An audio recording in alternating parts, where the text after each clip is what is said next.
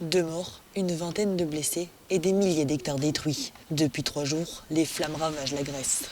L'incendie de l'Attique, parti depuis la banlieue nord-ouest de Varipompie, reste incontrôlable. Le feu a calciné une grande partie du poumon vert d'Athènes. Des milliers de personnes ont dû fuir leur maison, tandis que de nombreuses propriétés ont pris feu pendant la nuit. Le brasier gagne du terrain et arrive sur les routes. Selon les premières estimations, les flammes au nord d'Athènes ont réussi à traverser la route nationale en 3 points différents. Certains incendies maîtrisés sont en train de repartir de manière plus intense.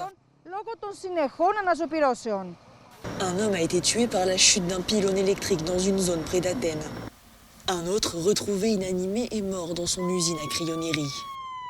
De nombreux défis attendent les pompiers pour éviter que ce bilan ne s'alourdisse. De vents très forts rendent actuellement l'effort de lutte contre les incendies très difficile. La forêt n'est pas facile d'accès ni par les véhicules ni par les sections piétonnes des pompiers. Il y a beaucoup de gens qui ne veulent pas quitter leur domicile, surtout les personnes vulnérables. Là, nous trouvons notre plus gros problème. Comment les transférer dans les structures d'accueil ? Une cinquantaine de brasiers restent actifs à travers le pays. Les plus critiques se situent sur l'île de Bé, près de la capitale, où des centaines de personnes ont dû être évacuées par bateau.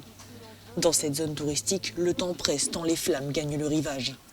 Autre région en tension, le Péloponnèse dans le sud du pays. Face à l'ampleur des incendies, des pompiers venus de France, de Suisse, de Suède, de Chypre ou encore de Roumanie viennent prêter main forte.